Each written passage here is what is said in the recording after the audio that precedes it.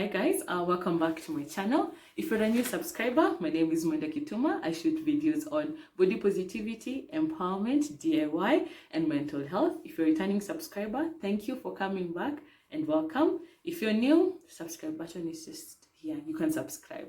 It's okay. It's free. Subscribe. Thank you. So today I wanted to shoot a video on how to understand yourself. I had shot a video that talks about how to have self-confidence and self-love. I'll put the link just here at the top. So this will be an in-depth analysis of that.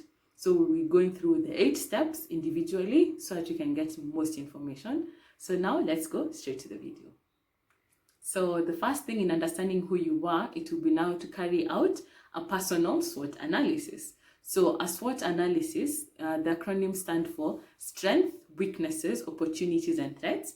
And they're usually carried out by businesses to try to assess the viability either of a new venture, a new product, or just to get an understanding of where they lie with regards to the environment. So you look at internal factors and you look at external factors to just understand your positioning in the environment. So we can use the same thing to do a SWOT analysis on a person. So it will now be a personal SWOT analysis to understand yourself in a better way.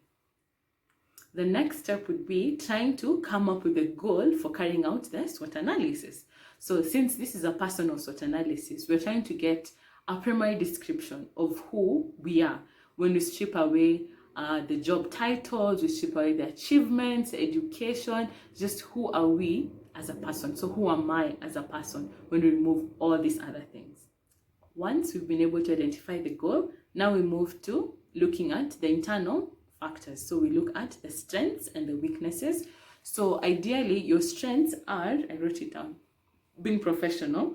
These are internal and they relate to you as a person, and they look at the resources and the skills that are available to you. So you look at the things that you can generally control. That is both your strengths and your weaknesses. So when you come to strengths, we're talking about what are those areas that you have an advantage over everyone else, and what are the key resources that you actually have that you can exploit better than everyone. So these are things that you're ideally good at as a human being. So when you're looking at strengths, the questions that I would actually propose to use will be, you ask yourself, what am I good at? Am I good at singing? Am I good at cooking? Am I good at listening? Am I good at public speaking? But what am I good at? The other question you can ask to get a key understanding of your strengths is, what services can I offer others? So what services can I give to people? Can I draw for people? Can I entertain people? Those are now part of your strengths. The other one is, what favorable personalities do I have as a human being? Am I loud? Am I courageous? Am I creative?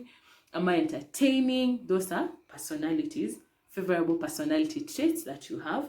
And the last one, what resources do I possess? Do I have extra time?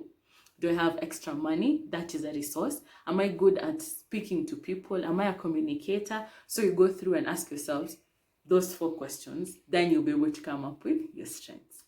As you continue looking at internal factors, the next one is the weaknesses.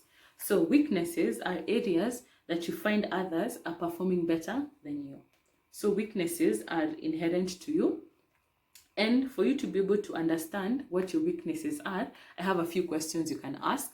The first one, what am I bad in? What are those things that I do and I don't perform as good as I would hope to or as I would like to? The next one, what should I hone and practice? Since you've seen, for example, you're bad at cooking, should I practice and try to improve my cooking? So that's the second question you ask. Then the next one, what am I afraid of? So this is actually part of your weaknesses. So what are you really afraid of? That's going to be your weakness. If I'm afraid of cats, anytime I see cats, they're going to be my weakness. I'm going to run in the opposite direction. Then the other question, what are my wrong mindsets? Mindset, so like you've decided this is just, I'm going to have a negative mindset or something. So what is that wrong mindset? Ask yourself that. Then the last question, what are my roots of failure? Do I fail because I'm not persistent? Do I fail because I give up too fast? Do I fail because I feel the world owes me something? So ask yourself those 4 questions, and you'll be able to come up with your weaknesses. Now let's move to the last two letters in the acronym. These are now the opportunities and the threats. So the opportunities and threats, I've written it down, are actually things that are external, that you have no control over, and they do not relate to you personal. So you cannot control what is happening outside you, but they affect you either positively or negatively. So let's now look at opportunities. So opportunities ideally are possibilities that you can take advantage of that can help you actually achieve your goals and your different ambitions. So those are the opportunities that exist. So for you to be able to understand in detail the opportunities that are around you, I have 4 questions. The first one, what training programs are available? So maybe these opportunities will help you overcome the weaknesses that you actually have. So what training is there that I can take part in?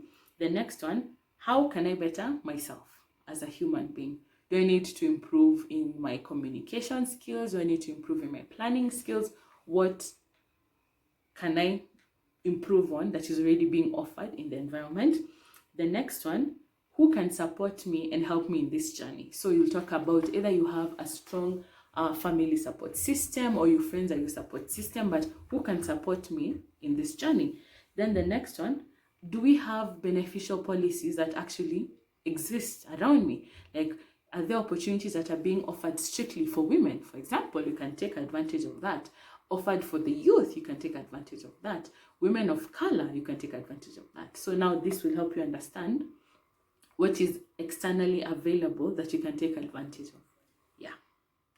The last part of the SWOT analysis is now actually the threats. So threats are actually people or things that actually are hindrances or prevent you from achieving your goals. So who is actually stopping you from achieving your goal, or what is actually stopping you from achieving your goal? So I have just 2 questions for you to answer when it comes to threats. The first one being, what obstacle is in your way to success? So what is stopping you from succeeding? Write it down. I'm sure you'll be able to get what that is. And the next question, which is the last one, is what are the new technologies that I have not yet mastered? Because as the way we are continuing right now, technology is everything. So what technology is available that I have not yet mastered? Now those are the 2 threats. So once you're done, you can also write the opportunities and threats side by side, and then you can have your strengths and weaknesses, then your opportunities and your threats. So it will form like a box.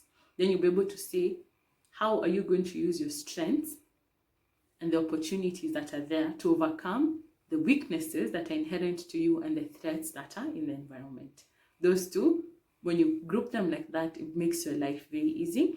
And now once you're able to write all that down, you can be able to understand who you are as a person.